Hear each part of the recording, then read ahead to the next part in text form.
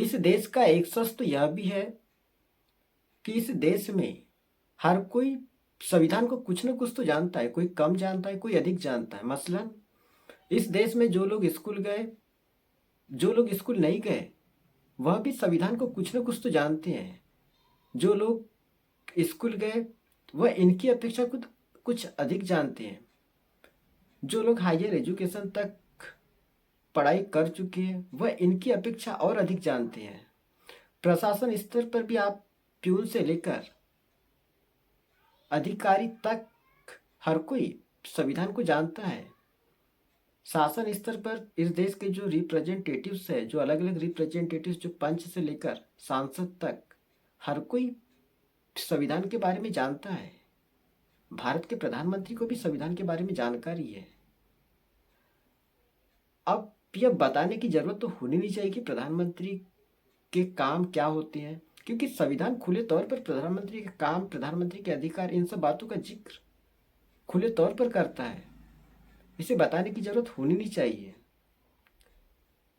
फिर भी यहाँ जिक्र करें तो प्रधानमंत्री के काम होते हैं कि वह संविधान को संभालते हुए इस देश की समस्याओं का समाधान ढूंढे, इस देश की लोगों की समस्याएं को हल करते चले जाए, इस देश की इकोनॉमी को संभालते हुए उस इकोनॉमी में चेक एंड बैलेंस की स्थिति इस देश के भीतर होनी चाहिए, जिसमें हर नागरिक की भागीदारी यह सुनिश्चित कर सके। और भी अनेक प्रधानमंत्री के काम होते हैं, अंतर्राष्ट्रीय स्तर पर भी प्रधानमंत्री के काम होते हैं, उसका जिक्र किसी और दिन करेंगे। लेकिन यहाँ पर संविधान की जो आत्मा है उसका जिक्र इसीलिए भी महत्वपूर्ण है कि इस दौर में यदि आप प्रधानमंत्री के कार्यकाल के बीते 10 साल 2014 से अब तक कि उनके कार्यकाल को आप देखते चले जाइए, परखते चले जाइए, समझते चले जाइए, तो वह इस देश की परिस्थितियों के भीतर इस देश के लोगों के सामने अंधेरे के सिवाय कुछ भी नहीं दिखाई देगा। इस देश में समाधान की बजाय आपको अपार समस्या ही दिखाई देगी। आप किसी भी क्षेत्र में चले जाइए, हर सेक्टर में आपको अपार समस्या, चुनौती ही दिखाई देगी। लेकिन उस समस्या और उस चुनौती का जिक्र इस दौर में आपको सरकार करती हुई नहीं दिखाई देगी।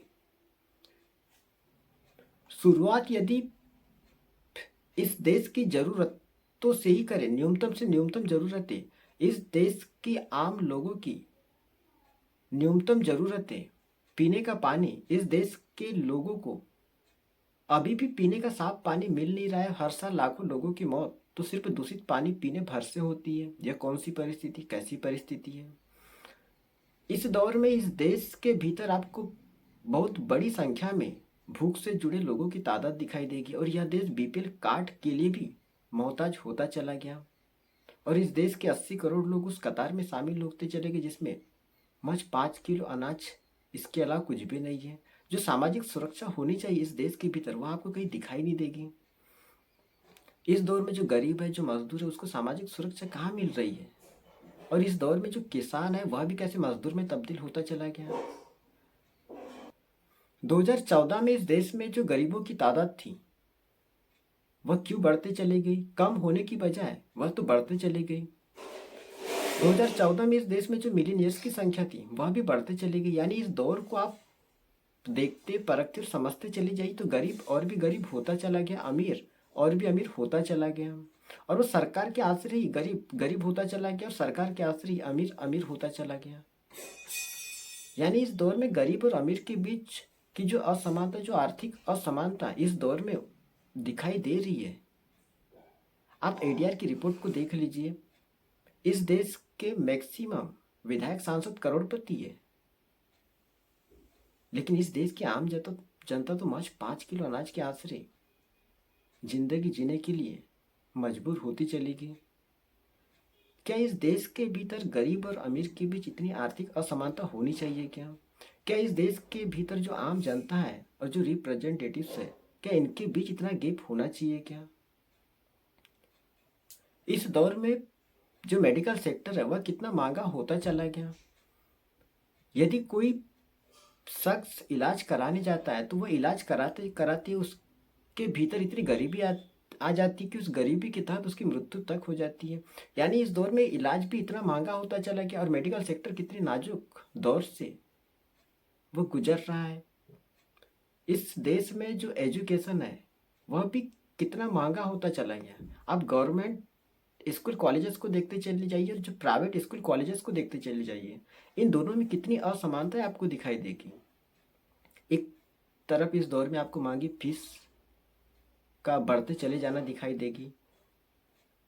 इस दौर में जो सबसे बड़ा इशूज तो बेरोजगारी को लेकर है।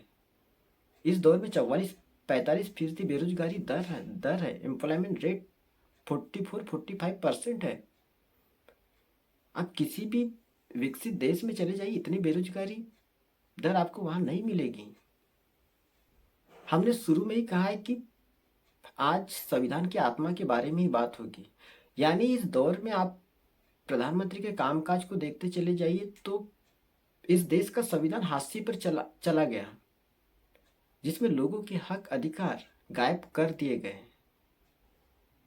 और संविधान तो लोगों के हक अधिकार का जिक्र करता है। यदि इस दौर में वह हक अधिकार गायब कर दिए गए और जिसमें संविधान को ही हाशिए पर ढकेलने का काम किया गया, और इस दौर में यही सवाल है, लोगों के हक अधिकार और संविधान कहीं खत्म न हो जाए तो इसकी परवाह कौन करे। क्या इस देश की जनता सामने आ सकती है? कि उसे आना चाहिए। इस देश की आम जनता के पास अवसर है, उसे सामने आना चाहिए। बहुत बहुत धन्यवाद।